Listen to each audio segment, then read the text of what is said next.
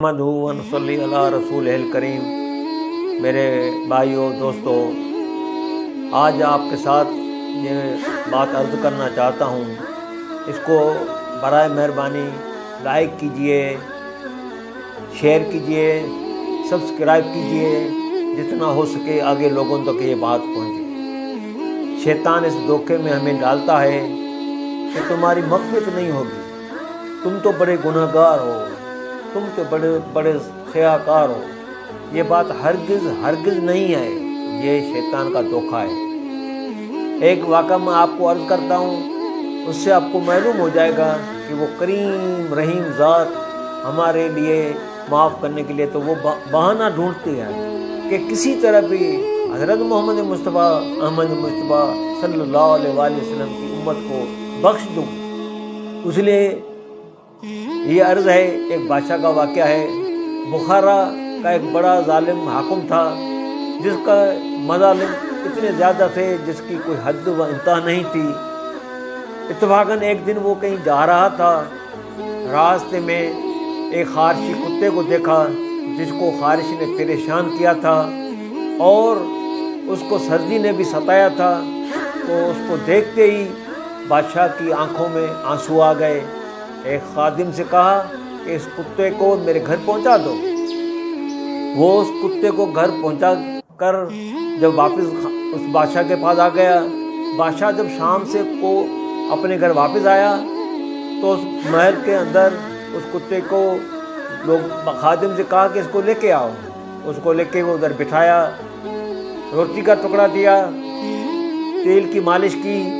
اور اس کے اوپر گرم کپڑا رکھا اور قریب ہی آگ لگائی کہ اس کی وجہ سے اس کو گرمی محسوس ہو، سردی زائل ہو جائے۔ اس واقعے کو 2 دن ہی گزرے تھے کہ اس ظالم بادشاہ کا انتقال ہو گیا۔ ایک اس ٹائم کے بزرگ نے اپنے خواب کو رات کو دیکھا کہ وہ بڑے مزے اڑا رہے ہیں، بڑے بڑے محلوں میں وہ زندگیاں گزار رہے ہیں، وہ اپنی بڑی خوشی سے وہ ہنس رہے ہیں، ہر چیز خوشیاں ہی خوشیاں ہیں، ہر چیز ان کو اللہ نے عطا فرمائی ہے۔ وہ اس کے مظالم سے واقف تھا۔ اس نے دیکھ کر یہ سوچا کہ یہ کیسے ہے، یہ تو بڑا ظالم تھا۔ پھر اسے کہا، اے بادشاہ سلامت، آج میں آپ کو اس حال میں دیکھ رہا ہوں، یہ کیا بات ہے؟ اس نے کہا کہ اللہ جل جلالہ کے سامنے جب میں پیش ہوا تو اللہ جل جلالہ نے فرمایا تو بڑا ظالم تھا، بڑا سرکش تھا، بڑا متکبر تھا، اسی وجہ سے تیری حرکتیں کتوں جیسی تھی،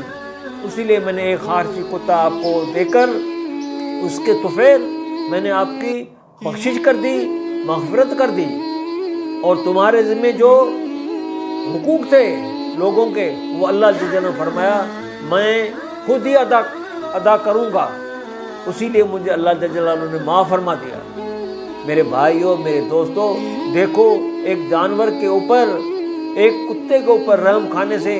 اللہ جل جلالہ کی کریم و رحیم ذات نے اس کو بخش دیا، اس کو جنت الفردوس کے اندر داخل فرما دیا۔ میرے بھائیوں، یہ سوچو جب ایک جانور کی یہ دوستوں بزرگوں ہونے کی وجہ سے ایک انسان کی بخشش ہو سکتی ہے، تو دوستوں بزرگوں جب ہم اپنے بھائیوں کو جس کو وہ پریشان حالوں میں ہیں، قسم پرسی میں زندگی گزار رہے ہیں، کھانے کے لیے کچھ نہیں ہے، بھوک ان کے پاس ہے، بچوں کے لیے دعائیں نہیں ہیں، اگر ہم اپنے بھائیوں کے ساتھ ان کا اکرام کریں گے، ان کی ضروریات کو پورا کریں گے، حسب توفیق جتنا بھی ہو سکے، جتنی بھی توفیق ہو اس کی مدد کریں، تو یہ ہوگا کہ اللہ جل جلالہ ان کی جو دلوں سے دعائیں نکلیں گی، ان کے بچوں کی دلوں سے، ان کے گھر والوں کی دلوں سے جو دعائیں نکلیں گی، وہ ہمارے بگڑے ہوئے دونوں جہانوں کے کام اللہ اپنے فضل کرم سے دوستوں کو بنا دے گا۔ ایک بزرگ فرما رہے تھے کہ ایک آدمی نے آ کے مجھ سے کہا کہ مولانا صاحب مجھے اپنی خصوصی دعاؤں میں یاد رکھو۔ کہا کہ میں نے اس سے کہا میرے پیارے، میں تو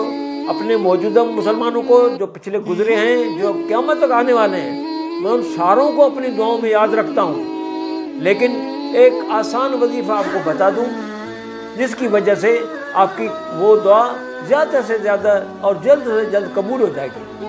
تو بڑا خوش ہوا، مولانا صاحب فرمائیے۔ کیا بات ہے؟